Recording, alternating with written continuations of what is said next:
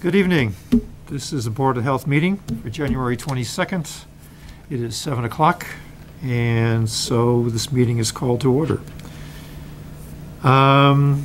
First item on the agenda is a continuation of a discussion on limiting the sale of electronic cigarettes to smoke shops. We have some guests with us.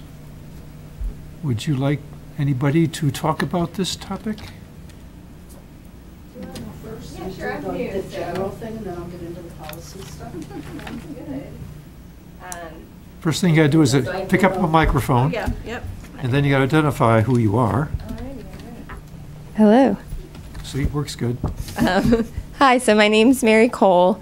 I'm the program coordinator for the Greater Boston Tobacco-Free Community Partnership. So I serve 56 towns in the Greater Boston region, and Norfolk is one of them. So I'm a resource for you guys, for anything tobacco related, really. So I come to Board of Health meetings sometimes, and I can chat about what's going on in the community, and just resources in general too, and kind of help with support with some of the policies as well, because we know policies protect our kids and are great public health practice. But have you guys seen the new look at nicotine addiction materials? Not that. Okay, so I'll hand them out to you guys. Yeah, and I can put it on our bulletin board. We have a bulletin board out there. Oh, cool. So any information that you have that I can Yeah. post And on our bulletin board would be great. yeah, definitely. And then we have you seen these either? Okay, No. so there's 3. Did you want me to give you guys an extra for your other board member of these Sure. materials? Okay. All right, I will come hand these out to you guys. All right, so those are 2 posters. Sorry, they're a little bit, That's okay. and then I can describe what these are. So we have an FAQ about vaping. And so these are all from the Department of Public Health. So they launched this campaign in the summer. So it's the new look at nicotine addiction. So I'll give that to you. And then there's also this flyer, and it's kind of talks about how the tobacco and vaping industry target kids, and give you some stats there. And it comes in Spanish too, in the back. Great. Thank you, appreciate it. And then last one. This was the DPH's campaign a few years back, and it's just about how big tobacco targets kids. So one of the points that I like to make about the importance of tobacco policy in removing these products from where kids see them in convenience stores is the fact right here. It says research shows that kids who shop at stores with tobacco 2 or more times a week are 64% more likely to use tobacco. So just more the kids are exposed, the more likely they are to start using them. And then it kind of talks all about their tactics of trying to hook kids. Awesome, thank you as for the well. material. Yes. Thanks. We'll say 1 stack for. So, do you want me to introduce any policies? Those are just some general resources. Okay. And there's also the website that's connected to that as well. It's getoutrage.org. And so just kind of those materials and more are on there as well. So I don't know if people frequent your town website or health department website, but that's somewhere you can get the resources there too. Yeah. And so, like I said, I have 56 communities that I work with across the Greater Boston region. So I've been very busy doing lots of presentations on vaping. I've been going to lots of teachers, lots of faculty meetings, parent nights, and just in general, no one knows much about vaping. There's lots of misconceptions. I think the biggest one is most people think it's water vapor. It's not water vapor, it's an aerosol. So that's my key takeaway from a lot of my talks is I say it's an aerosol, like hairspray. It's not water vapor. And the other one is the nicotine in these, especially in some like the Juul that have, I think Lester talked to you guys about this last time, right? How there's equivalent to a pack of, the nicotine is in one pod of a Juul pod is equivalent to a pack of cigarettes. So there's just like an insane amount of nicotine, and it's really concerning because kids are addicted to these like crazy. And schools don't know what to do. Parents don't know what to do. Pediatricians don't know what to do. Do you go to schools? I mean, obviously you do. Have you been to the King Philip? You know who the resource officer is for KP? So I haven't been connected with King Philip yet, and it's a little bit weird because with my towns, I don't think I have Rentham or one of the towns that's connected with KP. Well, Plainville is the other. It might be Plainville. It's a little farther. Yeah. But I know that there's one, so it's kind of like a weird I see. confusion. So I'm not sure if the other person with my job that has that town has been there. But yeah, so I haven't actually been connected with the school yet, which is partially why I came today too, to introduce myself. And I'm a resource for the school too. Yeah. You don't happen to have a card, business card, do you? Yes, I do. Let me grab that. But yeah, and I don't know if you guys have any other questions. I know last time Lester came and kind of chatted probably a lot about. It's about the health risks. Yeah, so associated with vaping. Yeah. And, but I think we haven't heard from the schools, I think is what we haven't heard from, like you said. Well, the officer was here once in talking about this. She's for Norfolk schools. Right, We haven't and heard. she did forward my email to the King Philip resource officer. So, regarding the meeting tonight. But I can put you in touch. Oh, thank you. I can put you in touch with the King Philip resource officer. Okay. Yeah, that would be great. Yeah. And then we have those no vaping / smoking stickers, which are new. That everyone tends to, the schools love them too. Yeah, these are the sort of things we need to get into the hands of the Yeah. folks at the high school. Yeah, and I can email the links to you too, because all the materials I just gave you are free from the clearinghouse. Awesome. Thank Yep, you. so you guys can just order them and get more. Great. I thought there was only one poster at the clearinghouse. There's a couple posters. Yeah, so did you see them over here? So there's one of the big tobacco targets kids, and then the new look at nicotine addiction one Okay. as well. And there's also one that's for secondhand smoke. It's like before you light up, look down, which is another one. Is there another? Yeah, so there's a few, and I can send the links. Yeah, I know. Sometimes they sell out. The new look at nicotine addiction stuff has been selling out, actually. Or not selling out because you don't pay for them, but they've been running out. Yeah, any other questions? I can pass it along to Sarah, too, if you want to chat more. Well, go ahead. We'll circle back. Yeah. Hi, I'm Sarah McColgan. I work for Mass Health Officers Association, and kind of here to talk to you about policy, because I think when Dr. Hartman was here, he focused on removing e-cigarettes from convenience stores, traditional convenience stores, and only having them in adult-only stores. And that's a good policy, but it doesn't address the whole problem. So I'd like to talk to you about what we call the flavor restriction. And I think I had sent Betsy some material on that. There are currently more than 136 municipalities in Mass that have passed the flavor restriction, and I can leave that list here with Betsy. But what it does is removes all flavored tobacco products, with the exception right now of mint, menthol, and wintergreen, from convenience-type stores so that they can only be sold in adult-only stores.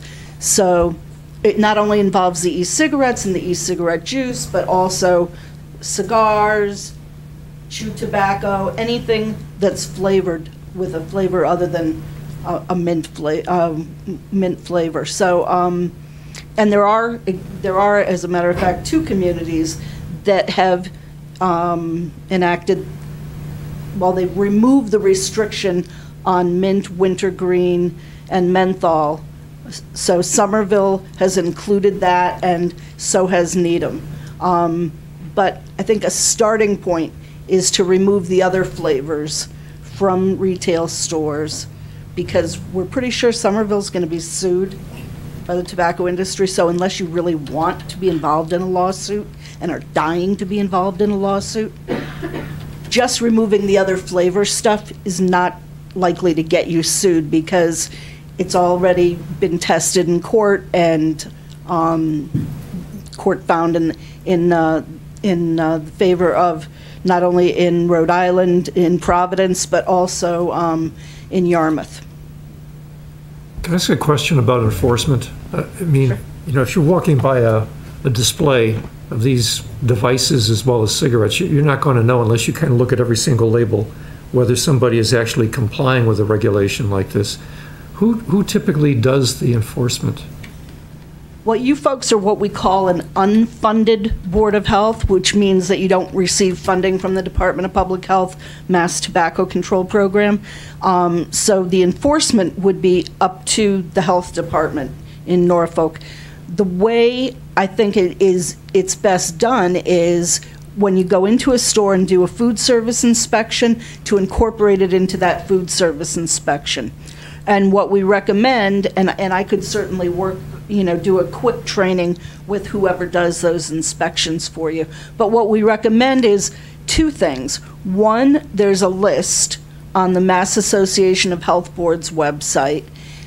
It's an outdated list. Originally, we were going to update it, but the industry comes out with so much stuff all the time, new flavors, new products, that we could never keep up with all of the different things hitting the market. So the list is there. It's not up to date, but it's a place to start, and it's a guidance list. So if your inspector went into a store and found a product with the list in hand, they could look and see, is this product on the list? If it's on the list, then they know for sure that it's a flavored product. If it's not on the list, and they think that it's a flavored product, maybe by the, what's on the package, the name of it, whatever, what we recommend is that the inspector buy that product, and a lot of times it's, under $1 or under a couple dollars, rip it open, smell it, and if it smells like other than tobacco or other than mint, then it's a flavored tobacco product. So does it smell like a candy? Does it smell like an alcohol? Does it smell fruity? Anything like that? Then it's a flavored product. So they've got the open product in hand. They've decided, that smells like a flavor to me.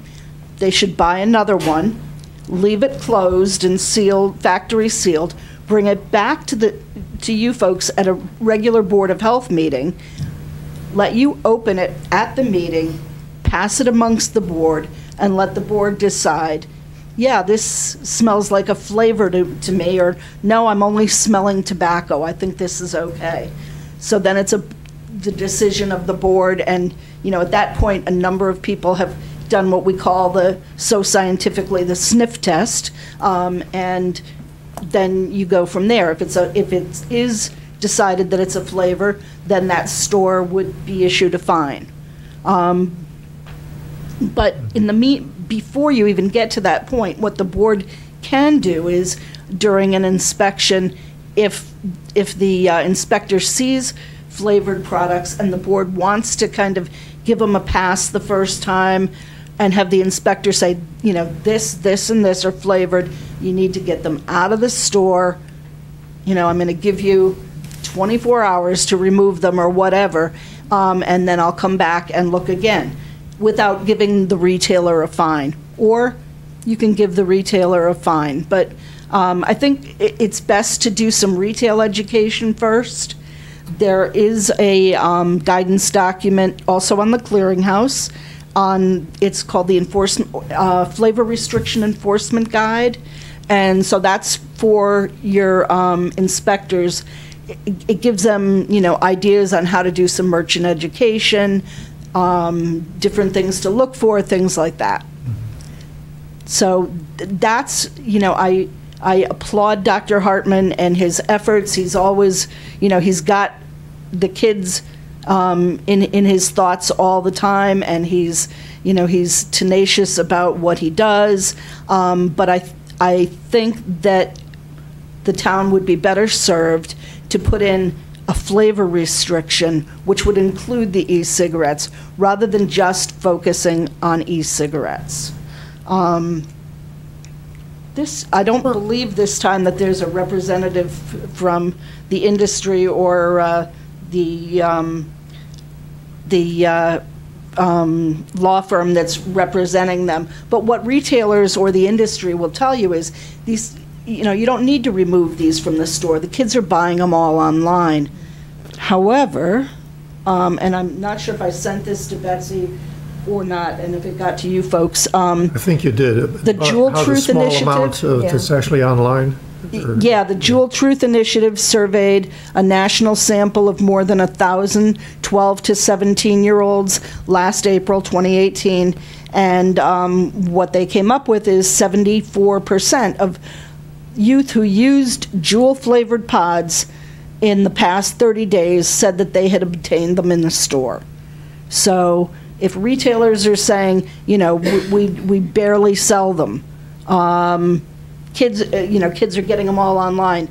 This is kids saying, I'm not getting them online. 6% said that they were getting them on the internet. 52% said that they were getting them from social sources, either, older brothers and sisters, older neighbors, or believe it or not, parents who think that this is way healthier than cigarettes and that there is nothing wrong with these cigarettes and it won't damage their kids' health at all, buy them for their kids.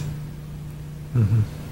So I'm happy if the board is interested in drafting a regulation that would kind of bring you up to date, and the regulation has a checklist. You can check the things you like and we leave that in, say no on the things you don't like and we pull that out.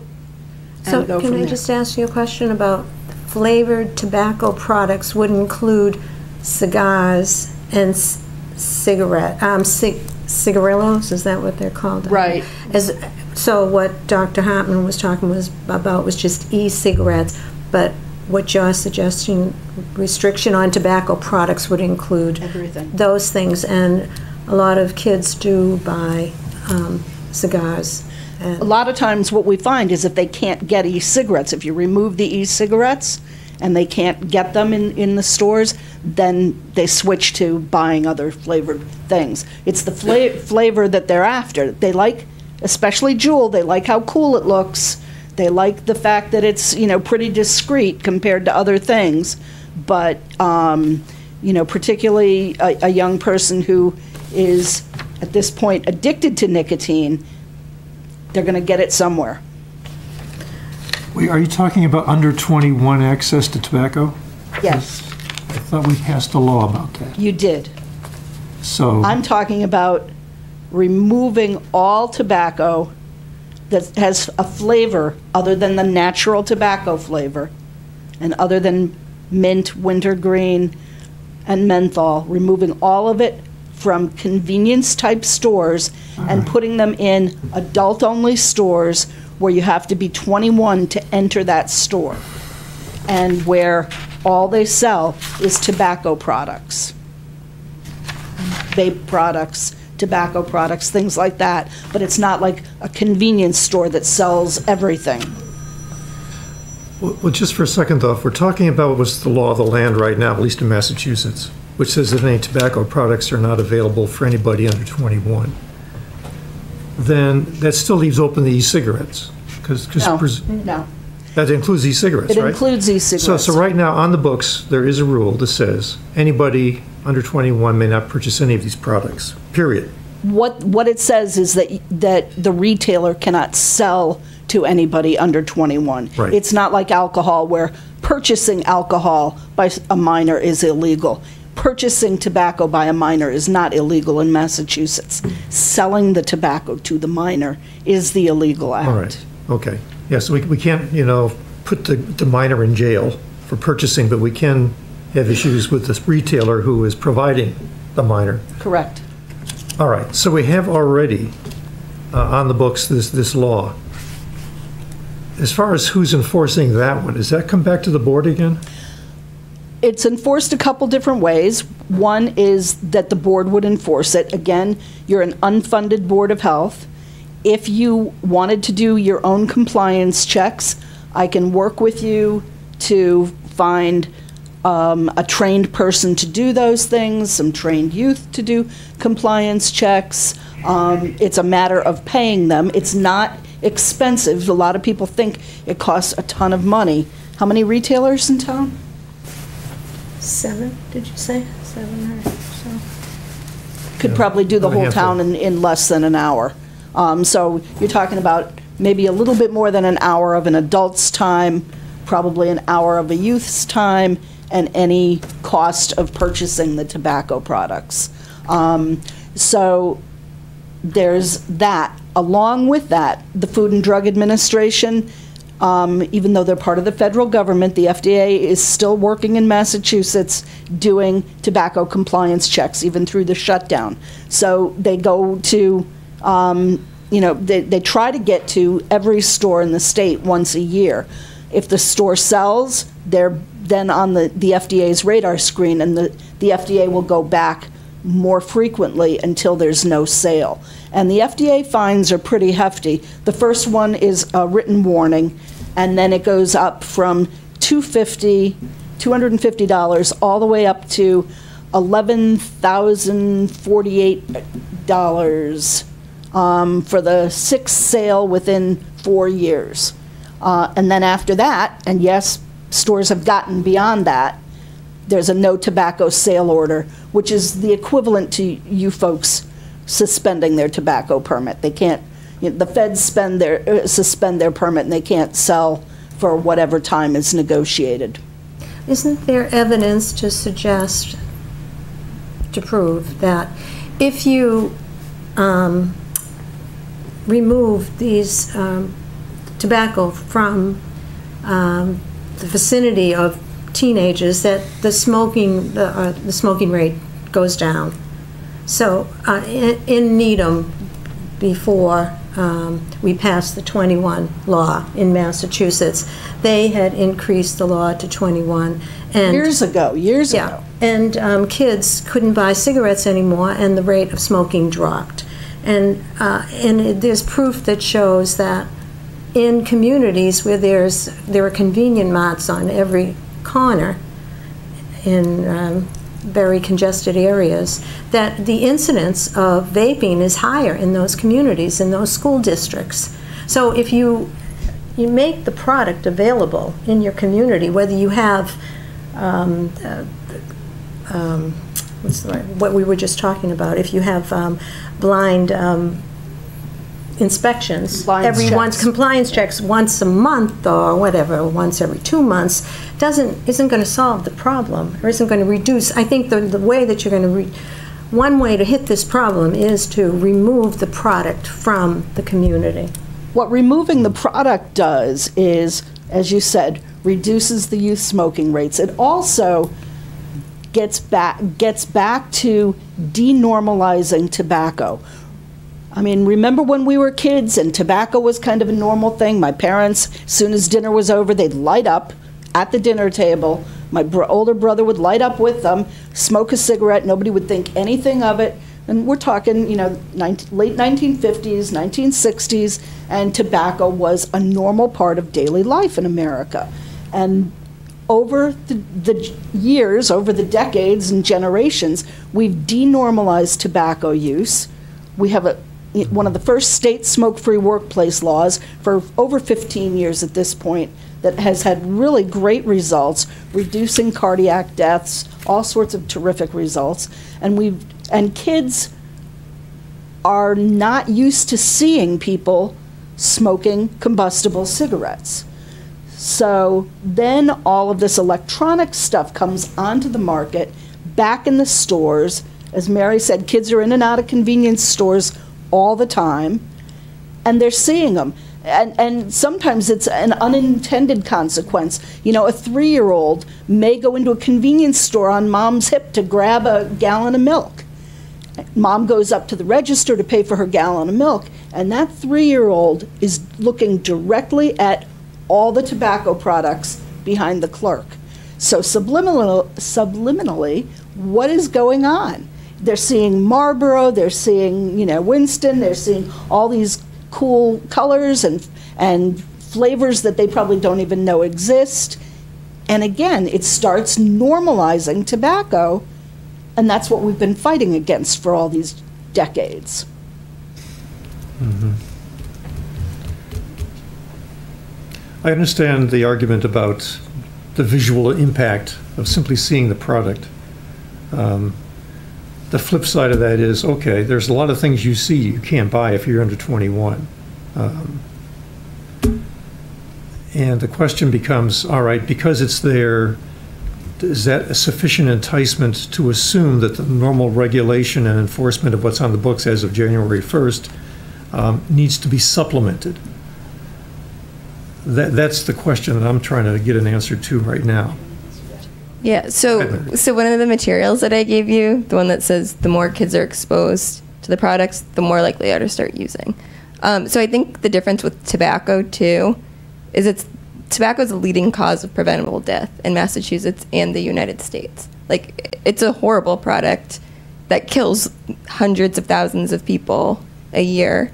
So, like, I like to think of it, too, of why can kids see these products in convenience stores in the first place?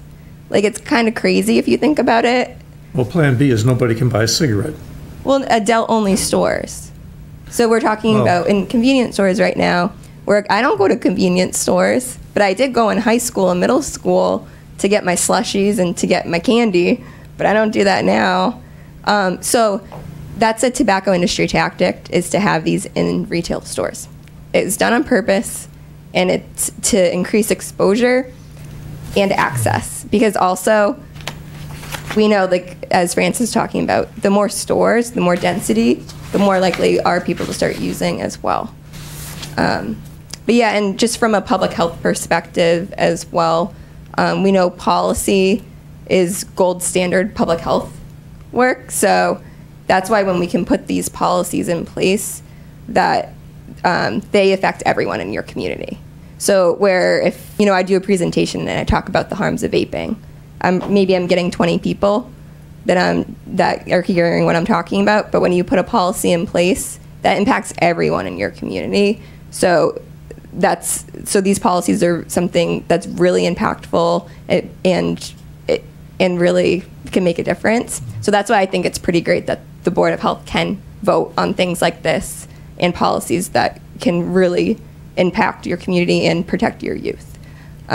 Because, like I mentioned too, with that big tobacco targets kids, the tobacco industry and vaping industry are targeting kids because they know the younger they start, the more likely they are to get hooked for life. So 9 out of 10 people that smoke, adults that smoke, started before their 18th birthday. 9 out of 10. And so that's the really scary part with vaping, too, with kids have no idea, but there's so much nicotine in there that they're so hooked and they're so addicted. And it's really concerning that they're just kind of following that addiction with cigarettes that they saw their grandparents and parents with. And also, I think the fact that the tobacco industry put flavors,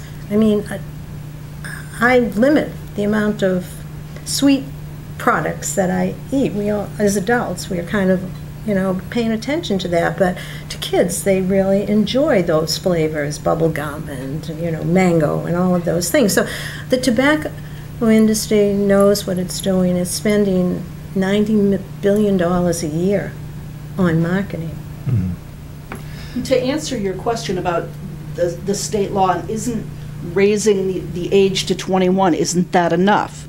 And I'm happy to see that you folks had raised the age to 21 here in Norfolk before the whole onslaught of the state law. But let's turn back the clock. And even before Needham raised the age, but Needham was out there all by themselves for a lot of years at 21. Everybody else in the state, 18. And the state law, 18. Just because the law says 18 or 21 or 25 or 30 doesn't mean that people aren't still going to sell tobacco products to somebody under the age of whatever the age is set at that point. Years ago, the sale rate on compliance checks in Massachusetts was over 40%. Now we've got the state's average sale rate down to 7%, right around there. But there are still communities where it's, 25, 35% every time a compliance check is done. So just because the law is there, just because it says 65 as the speed limit on the highway, doesn't mean everybody's driving 65. Well, that's the question, is if this law is ineffective, you're saying 7% is kind of the average we have today? That's what it was, I think, in 2017, or, I think probably latest figures. Yeah, I wonder how we're doing in Norfolk. I still think there's more to it than just compliance checks. There is. It doesn't mean that adults won't be able to buy a package of Marlboros in a convenient mart. It just means that those teenagers that the tobacco industry is targeting to buy flavored cigarettes won't be able to buy them. It also doesn't mean that adults who want to buy a flavored cigar can't buy them in an adult-only retail tobacco store. I don't know if you have any in town right now. That is the other side. We're basically banning the sale because we don't have any of those stores in this town. But if somebody wanted to open an adult-only retail tobacco store, could they get a permit? I mean, I don't believe that you have prohibited adult-only retail tobacco stores. Well, that's a good question. I did actually look at our zoning bylaws to see if I could find the word smoking anywhere or smoke anywhere, and I couldn't. Well, there were a few exceptions, but they weren't what we're talking about. So I'm not exactly sure whether we even have a legal authority, or the town right now even has a restriction or a authorization to run a shop like the one you're talking about. Oh, a retail tobacco store? Yeah. I mean, they're in every town all over the place. Well, we don't have any. Maybe because we haven't got a population large enough to support it. I can tell you right now, one thing that could happen if you restrict the sale to adult only is a retailer, and I have a feeling they might be some of the people sitting behind me, might change their business plan from a convenience store to an adult-only tobacco store. And there's really nothing to prevent them from doing that, okay? Well, there are some things that you can do to restrict not only the number of permits that you have in town, but the number of permits that go to adult-only retail tobacco stores. So you can restrict that, but well, I'm seeing the recommendation before us that says any kind of tobacco product with flavoring in it except for the mint, menthol, evergreen. you can take up the mint if you want, but stand in line on the lawsuit.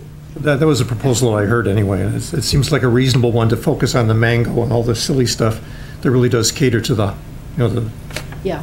young. Well, although mint population. does too. I mean, mint is a huge popular flavor for kids. Most of the Jewel pods that are sold are mint. Oh, so we haven't really solved the problem then. You've solved it as far as you can. My advice would be you've solved it as far as you can go. If you don't want to be sued, at least temporarily, while we see what happens in Somerville and Needham. Somerville, I mean, as far as we know, at least as of today, they haven't filed a lawsuit against the city of Somerville yet, but we expect that to happen. Okay. So, All right. by restricting flavors with the exemption of mint, menthol, wintergreen, you've gone as far as you can go without guaranteeing a lawsuit. Can we just talk about the adult-only retail stores? Mm-hmm. So they have to primarily sell tobacco products. Anything- They can't be selling incidental stuff like convenient marks. Anything other than tobacco has to be incidental, so they can't sell alcohol, they can't sell lottery, they can't have, a big cooler full of tons of soda and tons of candy and chips. They can't be a convenience Right. store That you just know- decided to change its name from a convenience store to Right. adult-only store. Right.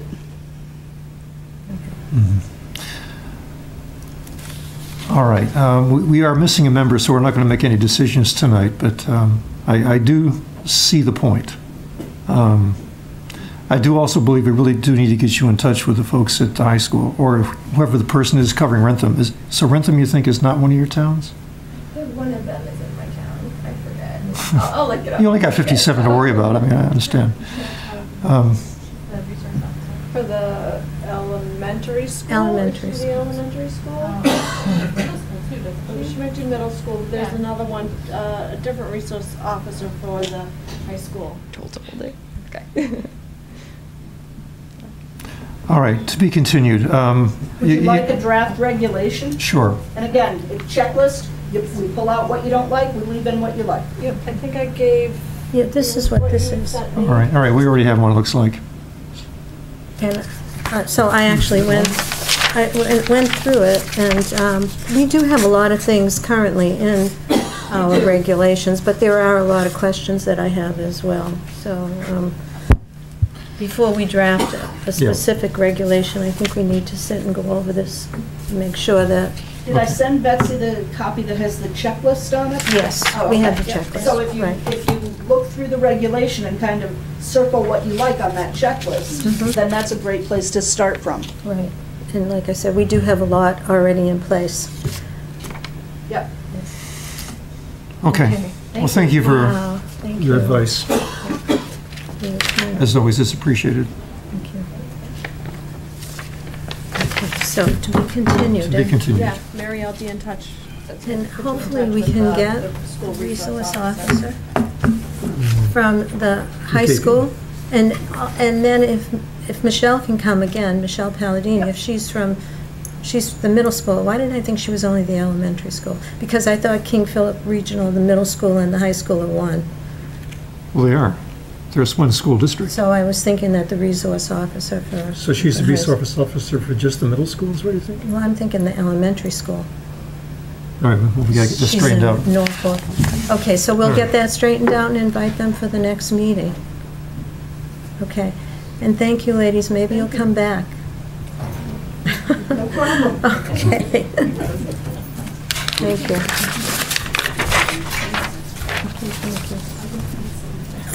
Okay. All right. Do we actually have something to discuss with the folks from North Street? Well, other than we presented the letter to the zoning board and about the noise and dust, and the zoning board said, okay. So I don't know if these folks No, have anything this may be a else. short meeting.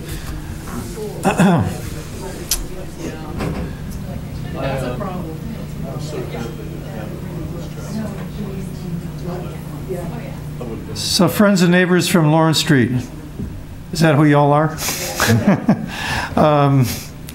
Thank you for Well, coming out. here we are. It's about 20 minutes of 8. And we don't have a great deal of updating to give you except for the fact that we did send a letter to the ZBA following up on the conversation we had the last time. And they thanked us for the letter. And the proposals to be in touch.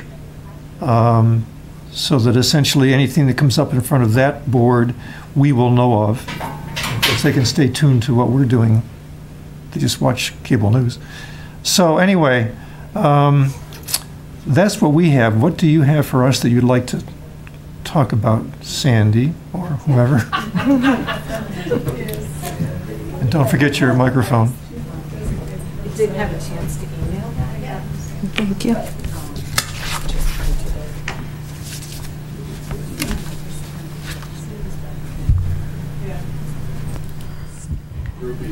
So thank you for having us again.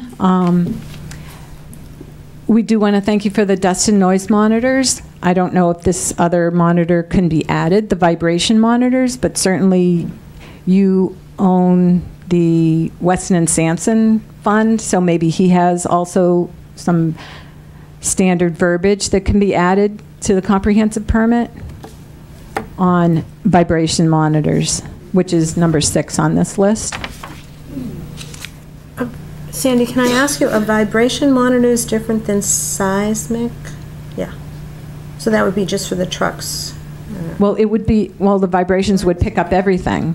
So it would be, you know, trucks, heavy equipment, pile driving, and any blasting that he has not said if he's blasting or not yet. But they generate vibrations, and that would propagate outward. And That's different than seismic monitoring. I think a vibration, you'd have to ask Mr. Riccardi. Seismic sounds like blasting to me. Okay, because That's- Jeff had mentioned that seismic monitoring would be. Yeah, but that's also a vibrational. Right, so, The whole ground is shaking, but it's for a different reason. right, so I don't think the ground Okay. knows which the source is, so could be the same. But you could you ask Frank to provide some words to the ZBA on a vibration monitor? Okay. So numbers 1 through 5 are more about the details, like who would be responsible to stop the site work if the thresholds are exceeded? Is that part of what Weston and Sampson will be providing to the ZBA? So we received a letter from Weston and Sampson giving us limits, or what they thought were reportable limits for both dust. Right, but Sandy's asking who's doing the reporting. So are you asking who is the monitor out there? Well, I'm asking, say they reached the limit, whatever he recommended, and I think he was recommending 80% of what the standard is to be notified. So what is the next step? Okay, so who is being notified? Not Who's so being much notified? which detector found it, but simply who gets the information. Right, and then what happens to the site work? You know, does that immediately stop? And then how does he start again? Is that all spelled out? Well, it's not clear in my mind. Do you have a... What I recall is that the developer has to provide monthly, routinely, monthly probably would be what he would do, reports of what these monitors are picking up. Now, is that after the fact? But how else do you do it? To the Board of Health, because we were the ones that asked for this. Well, these sensors are sensing in real time. The question is sensing to whom? If nobody is recording what they're saying in real time, then it's not exactly real time that the information is flowing to us or to anybody else. So these are the details we would like to know, yeah, how like the process is there an works. alarm system built into these things where if, you know, they hit a certain threshold, all of a sudden somebody does know about it who ordinarily wouldn't be paying attention. I mean, I don't know how these things even work. That's kind of a frank question that we need to get straightened out. Okay. So that's the first questions on the dust and noise monitors. The next summary would be on the PIP questions. So who will be responsible for overseeing the cleanup once the ZBA closes the public hearings? Is that your board? Not traditionally, it isn't. This is something all brand new for us. Yeah, we do septic tanks and leaching fields, so this is all new. That's a really good point, though, because normally, you know, the building department is involved in overseeing some work out there. Certainly, sand and gravel operations have their own oversight system, which never included the Board of Health up until now. Because there's going to be a lot of conditions to the comprehensive permit. So Right. somebody has to be monitoring and making sure that those conditions are being met. But I think there needs to be a meeting between you and Weston and Sampson and maybe the neighbors to find out how this process goes after they close the ZBA hearings. Right. I mean, if it's a ZBA zoning issue, then obviously the building department is the enforcing agency typically for the things that they're authorized to be building. We need to talk to Frank, though, to see if there's some additional kind of enforcement that goes with this, because I don't know of any. Well, I don't know, but I'm just thinking DEP would be responsible for overseeing the cleanup if they're the ones that accepted the plan. I don't know. I mean, you're right, Sandy, we have to get answers to this, so. Because say they close the hearings, he gets a permit to start work, they haven't finished the site investigations, and if they find some exceedances, then, you know, we want to know how's the project going to be stopped until, you know, some corrective actions are taken. You know, there are a lot of questions that the neighbors have as to how this all happens once we close the public hearings. Right. So there are two things. One is to establish basically the guidelines. And then the next one is, okay, who enforces a situation where the guideline is being exceeded for whatever reason. So we're still actually in some respects on stage one, but you're also talking about the next stage. Because that might be happening fairly soon. In the next, they mentioned, I think in the next few weeks or the next few months, they will close the public hearings. Unless he has an extension from the original letter of eligibility, which was up March 8th, this coming March 8th. So it sounded like they wanted to move along. I did have a couple of questions about chromium and the arsenic tests that are already reported. And maybe you know, Mr. Gilbert, is total chromium the same as chromium-3? No. Well, a lot of it could be chromium-3, but it's a combination of both. It's 3 and 6. Okay, because in one report, they have listed levels that they call chromium-3, and in another report, he calls them total chromium. So I don't think they're the same either. And if they are total chromium, then he has to speciate that. These are in water or soil? In soil. Yeah. So, I mean, if it's a typical extraction that is done to get the metals out of the soil to know what's there, that's the total chromium value. There's no way to distinguish between 3 and 6 necessarily, because it goes into a machine that just detects the presence of chromium. It's an atomic absorption or atomic emission system that doesn't tell the difference. so I can just show you. So on this chart, he calls chromium-3, chromium-6, and he lists them both. But then in a separate response, he uses the same numbers in a different report as total chromium. For the same samples or a different set of samples? Same set of samples. Here's 1420. You can get that under for total. Carbonizer Lagoon Soil Sample 9, 1420. So it can't be both, and it would be good to know which it is, because he uses it as a reason not to do further testing at the Carbonizer Lagoon at some locations. So, I mean, that might be a question, obviously, for Frank, and I can write it up if you'd like, and we can give it to Frank. These numbers doesn't have units. Are these They're all milligrams per kilogram? Yes, parts per million, milligrams per kilogram. I know they should be on there, but Well, 1420. that's very high. Yeah. I know. That's one part per thousand. That's 0.1%. Right. So he called that chromium-3 on the first report, but then he called it total chromium. And if it is total chromium, then, and it's 1420, you want to know if it's chromium-6 or chromium-3. Well, right next door he has hexavalent chromium is 9. So that tells me that it's not chromium-6. A teeny fraction of it is chromium-6. At that level. Well, out of the 1420, yeah, hexavalent was 9. Right. So it is mostly chromium-3, which is what you'd expect for a reducing soil sample. But anyway, it's 0.1%. It's a pretty high number. that's not natural soil in New England. That's, something else is there. Right. Yeah. So we just want that whole area, it will be tested.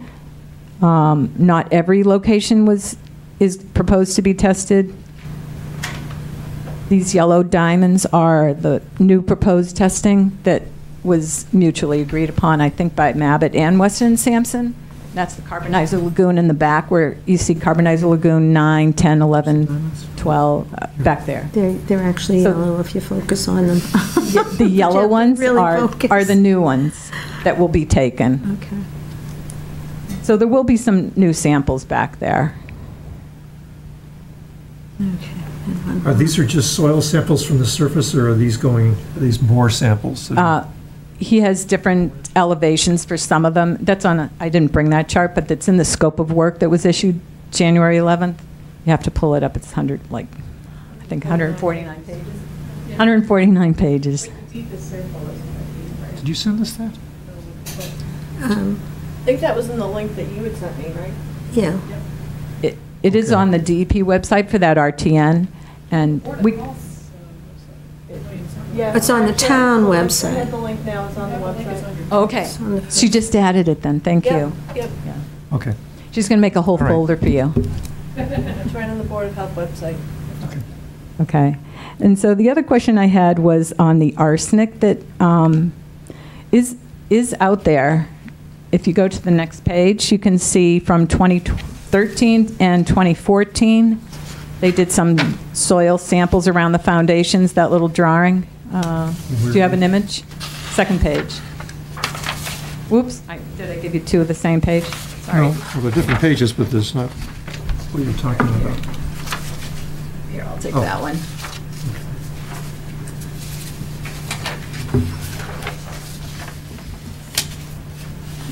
This looks familiar. All right, so you can see the soil. Yeah, we did see this at one point. All right, so the arsenic is in the soil around the foundations, and the limit S1 is 20, and it's at 99.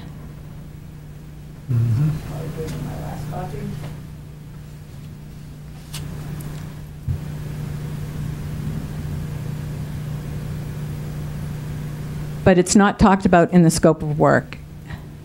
So maybe we can talk to Weston and Sampson about the arsenic levels, and if it's background, I think they have to prove that it's from a different source, and they have to do source investigations if they're saying it's from upstream.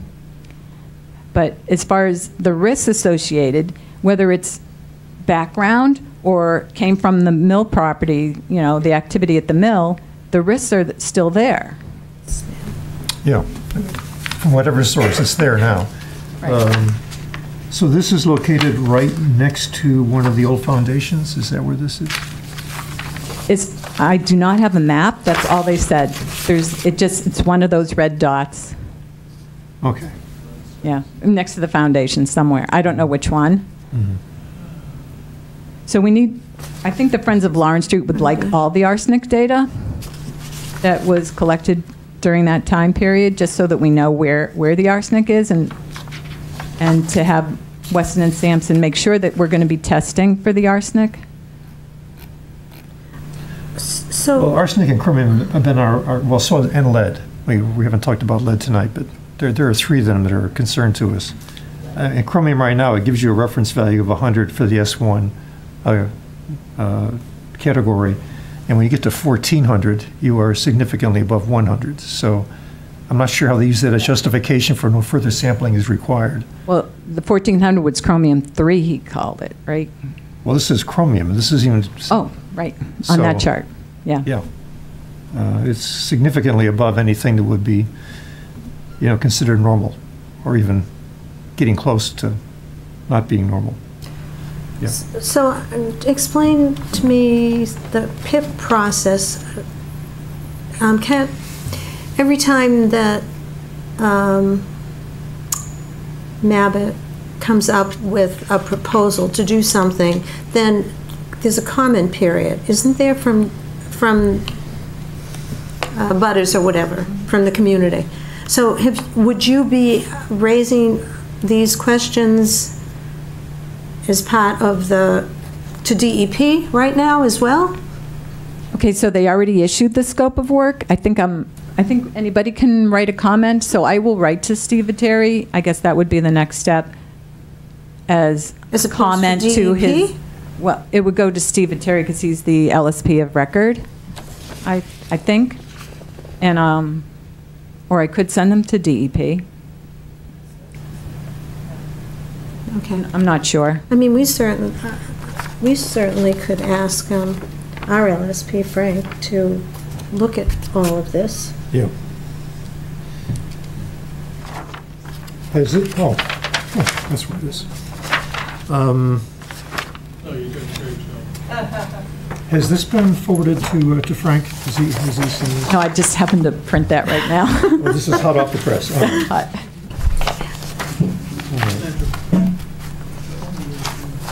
She's going to email it to me, Bob. I'm sorry, I gave you all my copies. Okay, so you can have that one. I have it up. Do you want me to put it up on the, You have the drawing? yeah, this is, I pulled up the, Yeah.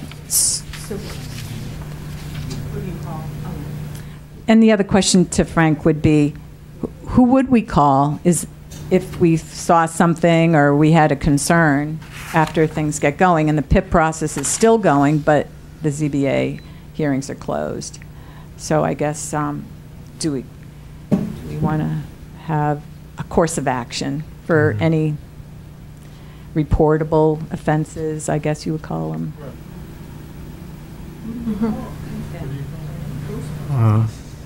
Yes, sir. I'd like to ask, yeah, Identify. Ron Ober, Main Street, Norfolk. I'd like to ask, other than the population a few years ago, it's probably not at the level of the question I'm going to ask, but other towns, Walpole, for example, has a full-time engineering department. To my knowledge, we don't have an engineering department. We have other titles, other, good people that do their jobs, highway department and assessors and so on and so forth. And to me, I think we should have someone looking out for Norfolk's best interest with an engineer to observe and evaluate all of these things as they get passed along. For example, the trucks are supposed to be washed, et cetera, before they leave the site, the construction site. That's what we've been told. Am I right? Yep. So, if they are dealing with the numbers of trucks that they're talking about, leaving that site every let me give them 5 minutes, but every 3 or 4 minutes, supposedly, they're going to be leaving the site for 6 hours a day. Be pretty hard pressed to make me believe, oh yeah, that one's been washed, down the main street they go. I really don't get it, If those trucks leave there, for example, with all the accumulated dust underneath the truck, even though they're covered, the load, all you have to do is stand in front of my house and see these trucks that come from God knows where at this point, rent them, I think. On a dry day, there is some particles escaping from underneath the cover. So my question is, this town needs an engineering department, or an engineer. Start with one, I'd be happy. Certified professional engineer who works for the town. He's not the fox watching the chicken coop. He's just not.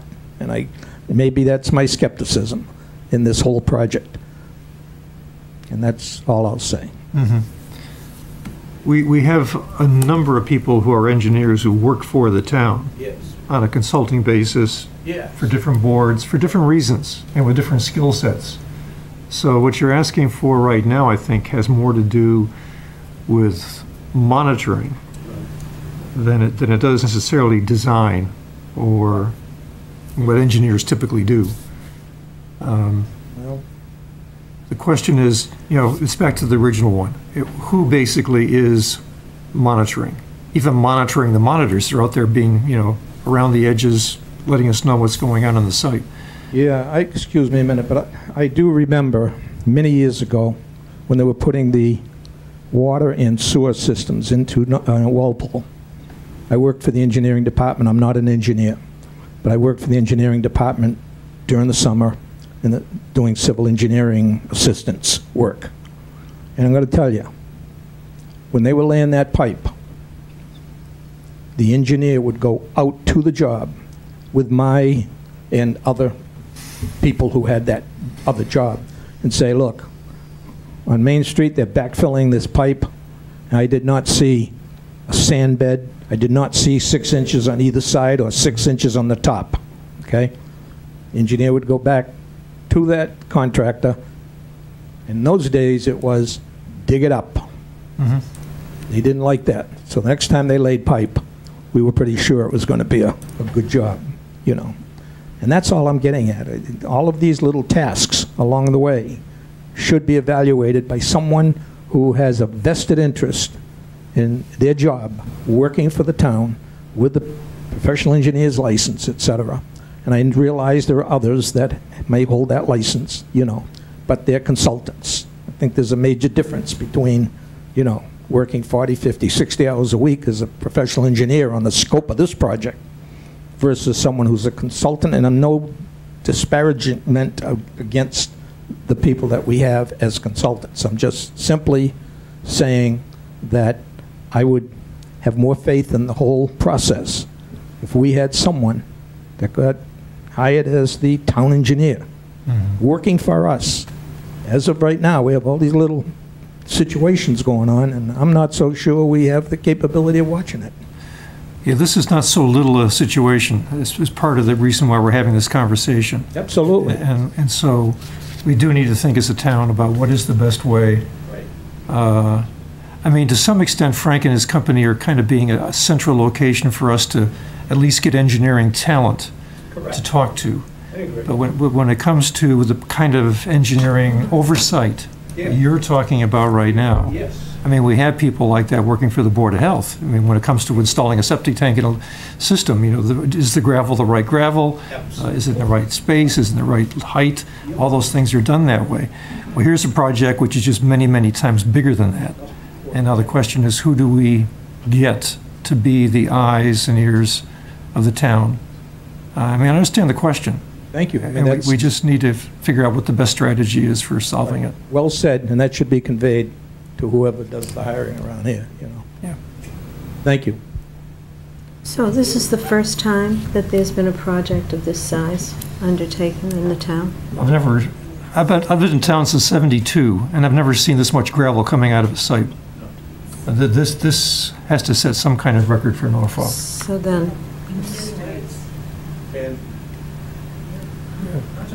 Can I make a comment? Well, actually, Yeah. do a quick one, then we'll go on Real to the- brief. The big question is, where is the gravel going? We know where it's going. I think there's a vested interest in where that gravel is going. Amen.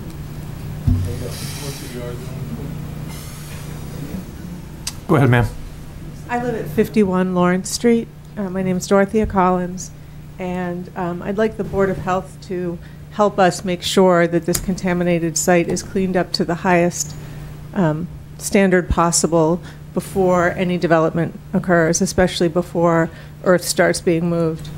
And I was wondering who will determine the distance to contamination from homes and whether that distance is protective of human health. So if my home basically will overlook this project, and if I'm being exposed to dust from the project, and I have to say I'm not convinced that the testing that they have slated right now is really complete in terms of determining the scope of the contamination at this site.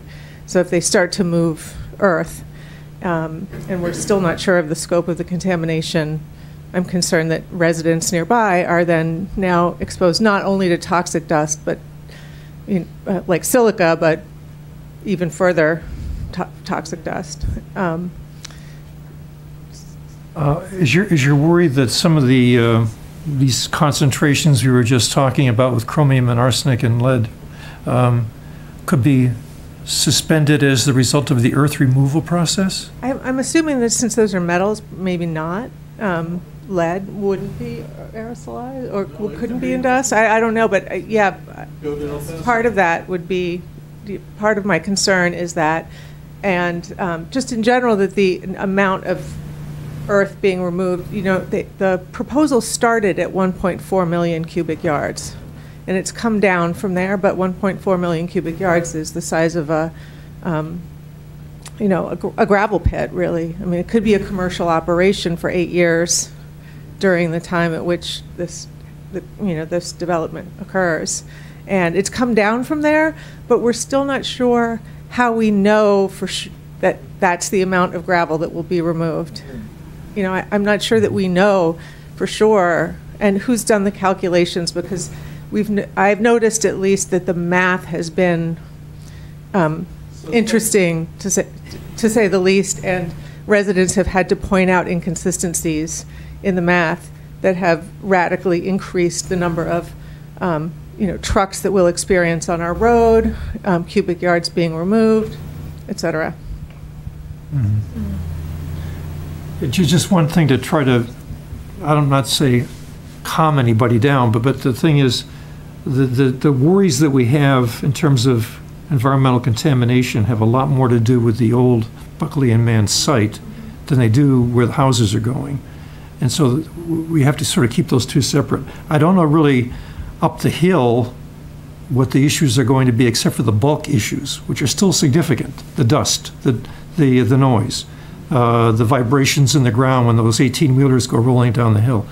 There's a lot of those kinds of issues that are somewhat separate from the whole other concern that we have over just how dirty is that site at the bottom of the hill and what do we do about it. Yeah, so they're two separate, connected, but... That is where they'll have their wastewater treatment, and that's the staging area as well, I believe, right? Did I just understand you to say that your interest or your focus is on the waste from the mill and not on the byproduct or the health issues that may occur from the evacuation of this soil? No. You just said they're two separate issues. Okay. We have two issues in front of us, so I didn't want to use the data from one to be influencing what we're thinking about on the other side. That's all. Thank you.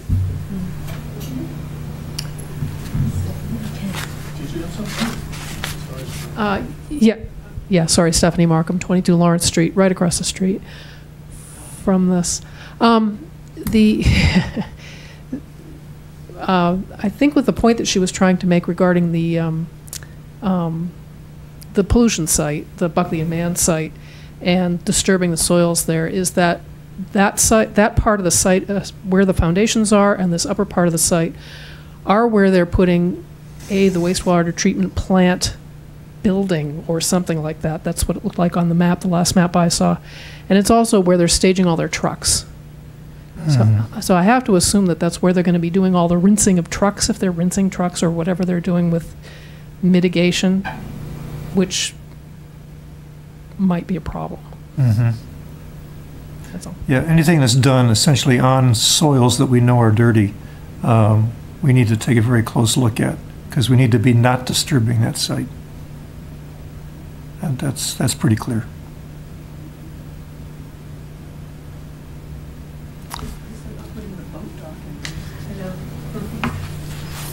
You have a boat down there? Yeah, they were going to put a boat dock right there in that corner, a bush pond.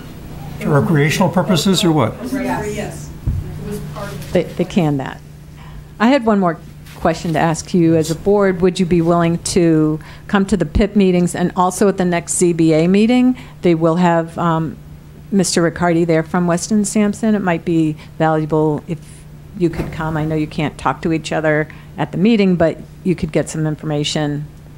That's on the 31st. When is your next PIP meeting? The 31st, it's a Thursday, actually next week. Next week. Yeah, the next CBA meeting is next Thursday. And they said that Mr. Riccardi would be there to answer questions, and maybe one other fellow from the local. Weston and Sampson is also going to be there. Can you make that? On the 31st, I think. That's in the evening. Yeah, one of us can make it. But more to the point, I mean, we can ask Weston and Sampson to, address these concerns, and so we'll have answers to these concerns. Did you intend correct? to pass this along to Frank already? I will send it to him. Yeah. I didn't do it yet.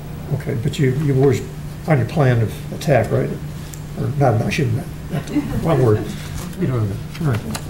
When you said that the soil was a reducing environment, Yeah. Is there a chance that the chromium-3, the high levels of possibly chromium-3, could have been chromium-6? Once upon a time? Yes. Okay. Can it switch to the other way? Well, if you can get an oxidizing environment out of it, yeah. Normally, that's not the way it works. What's in the rock sometimes is 6, but by the time it goes through erosion and chemical weathering and everything, it tends to be moving more toward 3 than moving back up the chain towards 6. So are we clear that we, as a board, are going to send these concerns to Weston and Sampson? So They're going to get them one way or the other. I mean, Well, I'd like to know that they'll be on record that we all sent. right, all right. I will send you a copy of this. I will send it out. All right. We'll share with Frank, okay? Okay, thank you. All right. Anything else, folks, for now? We'll see you on the 31st, it sounds like, if not sooner. Okay. All right. All right, guys. Okay.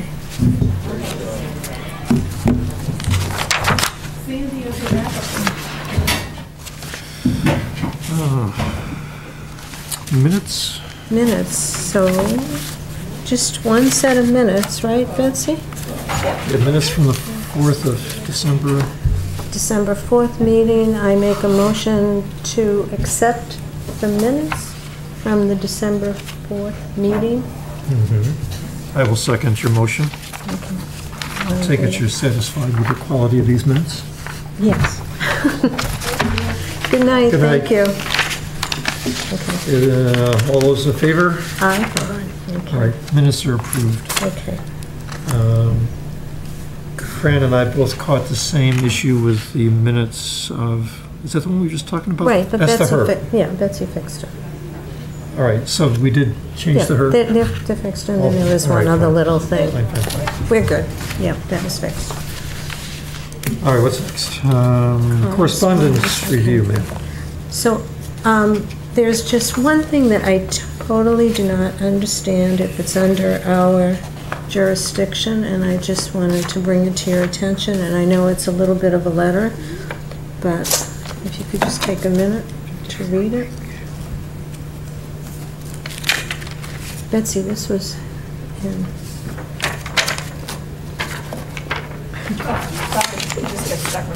Yep. I know you'll be wanting that. CPR Yeah. Yeah.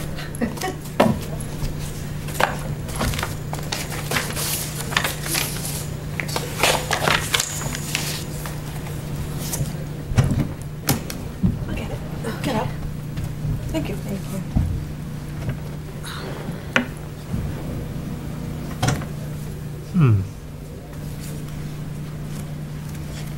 So they're paving Lake Street near the crossing where Crest Brook flows under it? I just don't know if that's, comes under our jurisdiction. Maybe we could ask Well, I Wade think to the look at Concom it. would certainly be interested in this. It's right in, Well, did they get a copy? They did. yeah. Yes. So I don't know if there's something that we have to do with it. Well, it's kind of a wetland protection issue, I think, as much as anything. Well, at least what they're concerned about is, you know, street drainage getting into the pond and into the stream. They sent one to every department. Is there anything going on around Town Hall about this? Like, is, I know the ZBA was working on that. I mean, not the ZBA, sorry. The conservation. Yeah.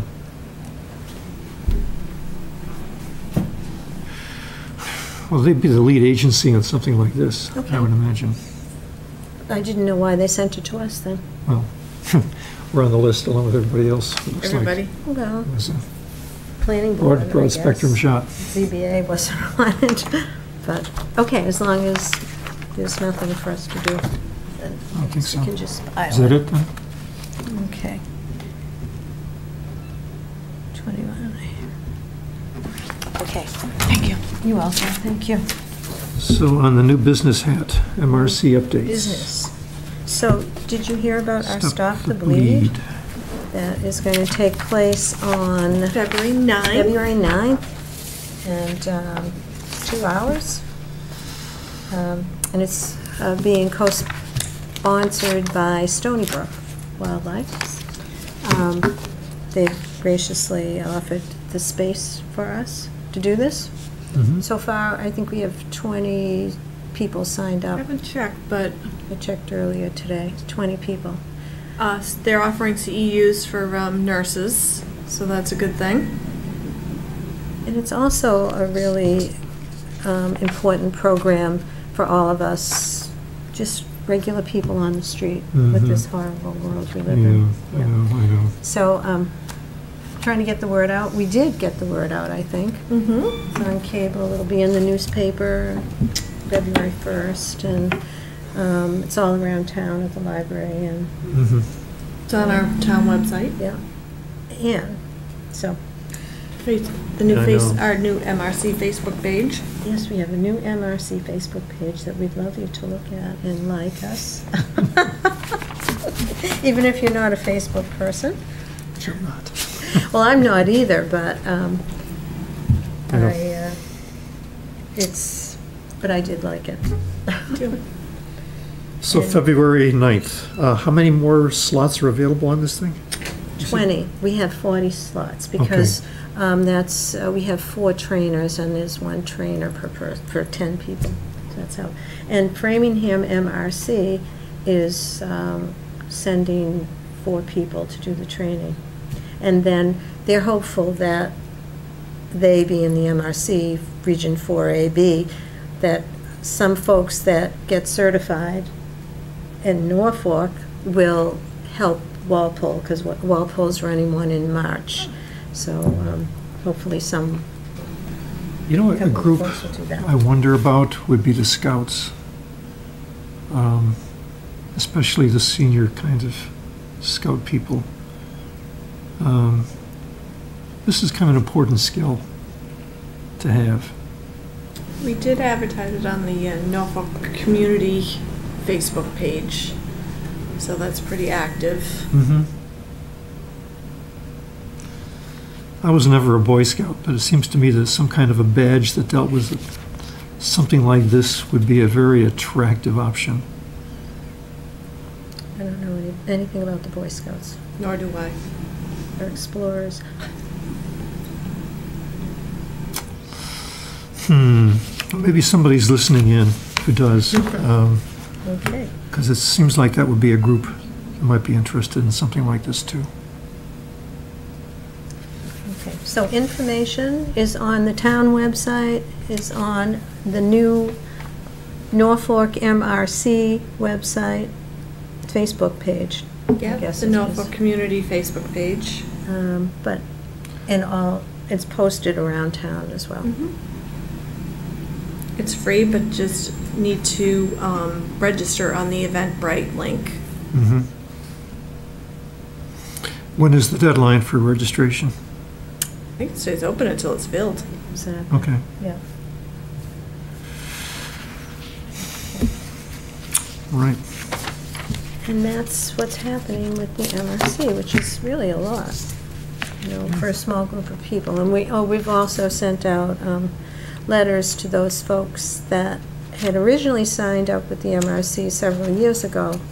But we haven't heard from them, just to see if we can get them at least credentialed again and on board in case we do need to open up a shelter or an EDS site, which is another thing that we're still working on with Betsy and a couple of other volunteers, meeting on Alyssa, Thursday.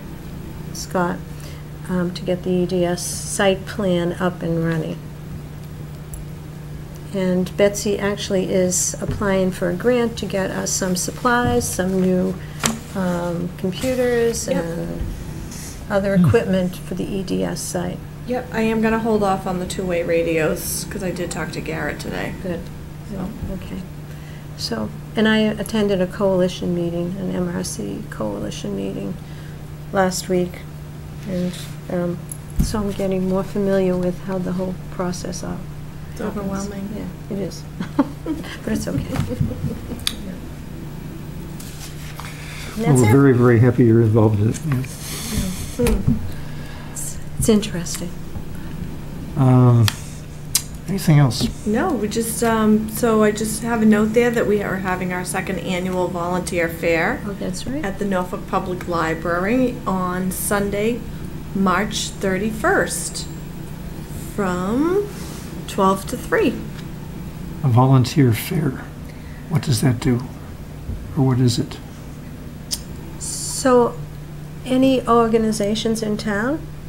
The MRC, the Girl okay, Scouts, the okay. Boy Scouts, It's like- what do you call it, Garden Club, the Lions Club, you name it, any. Now I understand. So they all So come let people together. know what the Yeah. opportunities are. Right. Now I got you. Right, Yeah, right. yeah, yeah. And it was very successful last year, it was the first year. And one of the MRC volunteers, Eileen Siegel, she's a Sure. vet, right, Oh, yeah. in town. So she's the one that spearheaded this last year and is doing it again this year. Yeah. Excellent. Yeah. We actually ended up with a couple of MRC volunteers as a result of the table that we set up last year. So it serves a purpose. Is the town of Norfolk going to be there? Look at these opportunities, folks. Well, Council on Aging, I believe, was on the list. Do we have a new town administrator yet? He hasn't started yet. But we do have one. We do. And his name is? Brutus Cantareggi. He's currently the DPW director in Franklin. So when is the start date, do you know? The end of February. Oh. It's a ways away. Yeah, about a month. Another month. Okay. Is there a motion to? I make a motion to adjourn the Board of Health meeting. I'll second. All in favor? Aye. We are adjourned.